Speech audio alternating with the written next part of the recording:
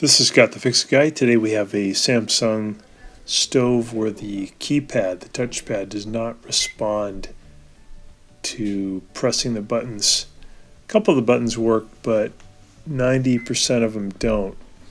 And this usually is a sign that the touchpad's just worn out and it's time to replace it. So these cost about maybe $40 to $60 online, and they're pretty easy to replace.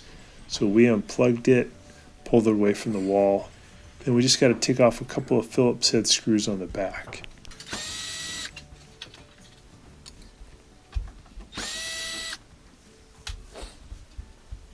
So you got these couple here. So you can just take 4 screws off, and then you can pull the whole back cover off.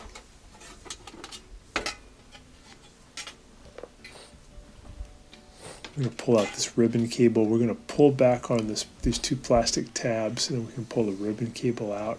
And then there's 2 Phillips head screws here on the front heat deflector. One here on the left, one on the right. We want to remove those too. Just need a really short Phillips head screwdriver or a 90-degree angle shift driver like this one.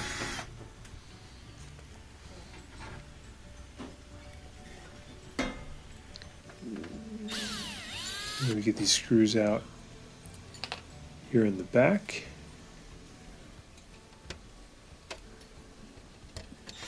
And these are screws that are just holding on the control panel, or the controller. I think there's 6 of them. So we don't want to remove the ones right on the circuit board, but we want to remove the ones on the black plastic frame that holds the circuit board on.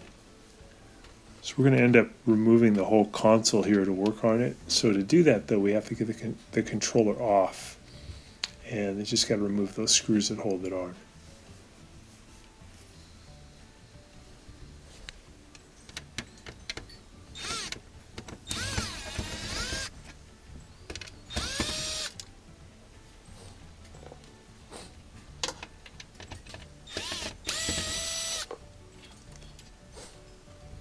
Sometimes on the ribbon cable you can just clean the contacts with an eraser and it'll start working.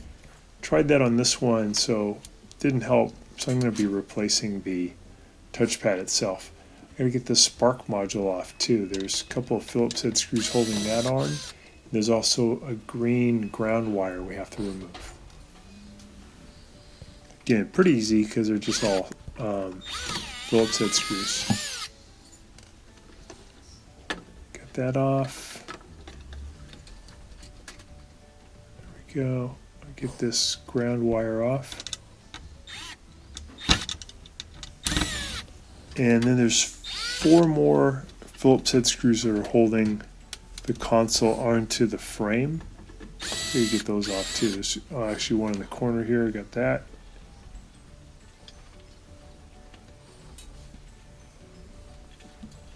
Then there's these 2 on the left and then 2 on the right.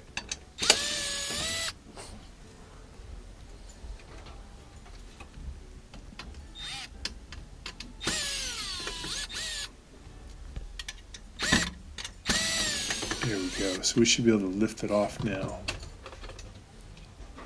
Got it. And then there's a plate holding on the touchpad.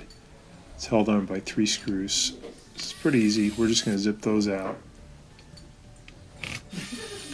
And the touchpad itself has a sticky back to it, adhesive back that we have to peel off.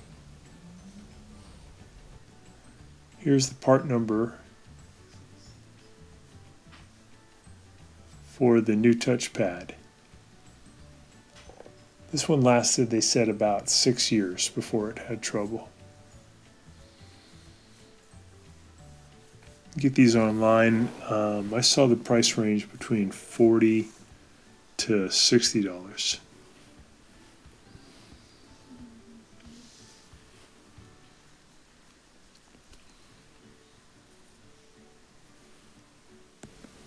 Okay, we got the new one out, comparing it to the old one. And we're going to mark with a pencil the outside edges of where the old one was, just to give us a good reference as we put on the new one. Use a paint scraper to kind of loosen it up and then just peel it off by hand.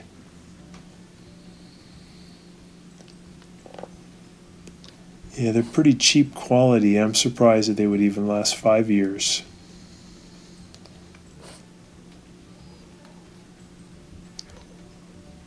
I think the start and stop buttons are usually the first ones to go out because they're used so often. Throw that old one out, take the adhesive back, or the paper off the back, and then we can use the adhesive side to press against the sheet metal. I'm going to put the ribbon cable through the plate first, and then I'm going to carefully start one end and check it where I put the pencil markings.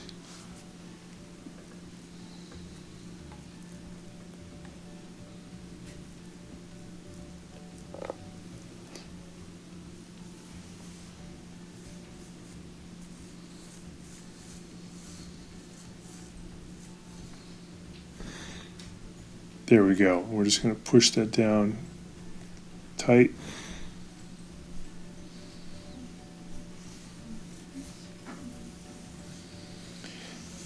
And then you're essentially done. The next part is just putting everything back together, just in reverse order. So we're going to add this plate back onto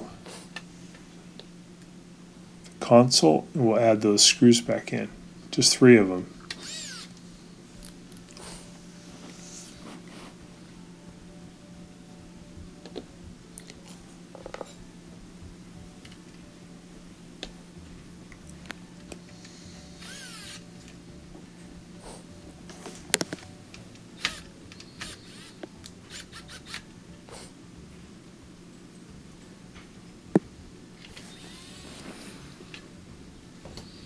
Okay, that's all ready. We'll put the console back on.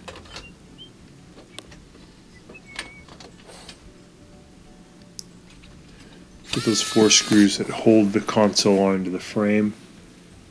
2 on the right, 2 on the left.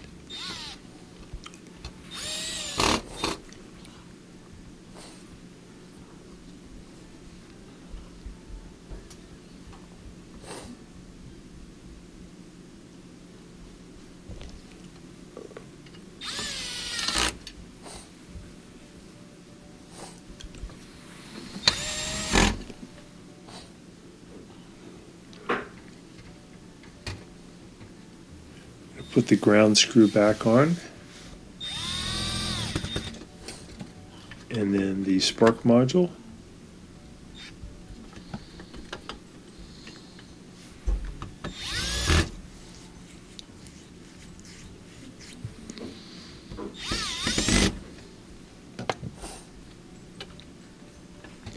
Okay, then the controller.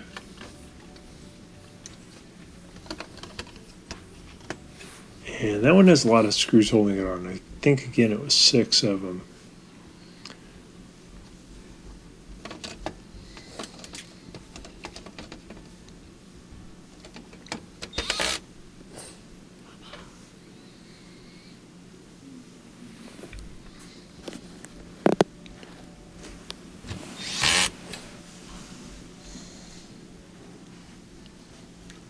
When you get these symptoms where the buttons don't work, it's hardly ever the controller. If all of a sudden the clock doesn't work, it could be the controller. Or if you notice that the bake or broil isn't working, it could be the igniters. And if the igniters don't fix it, then it could be the controller. But when the buttons don't work, it's almost always the touchpad. So we plugged it in. We're going to give it a little test now. There we go. All the buttons are functioning. Cool. That does a trick. Let's get it unplugged again. We'll finish it up. Put more of these screws in.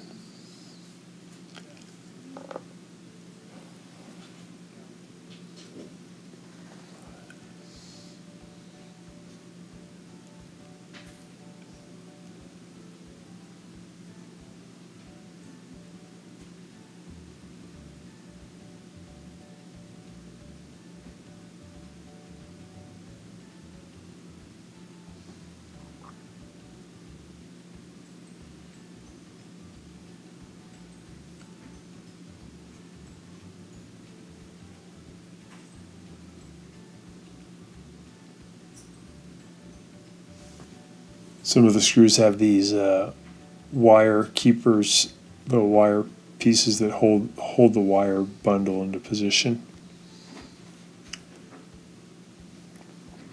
Okay, now we'll put on the back cover.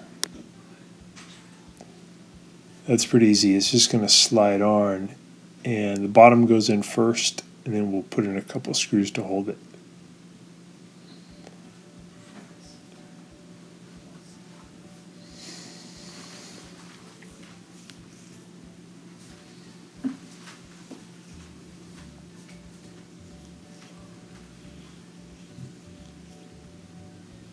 There we go.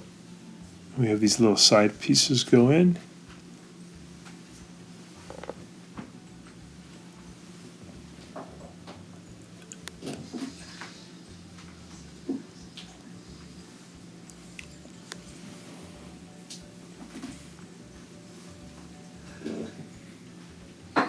Then we have the heat deflector, and that just keeps hot air from the oven from coming up and just frying the controller. It just deflects it.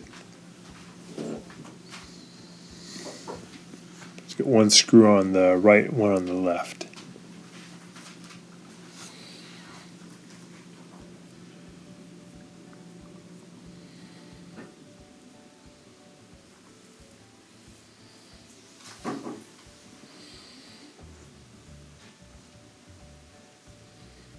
Just push it back in, get it plugged in,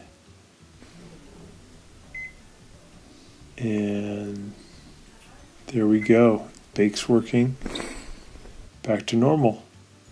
So I hope this has been helpful to you, and please subscribe to our channel when you get a chance.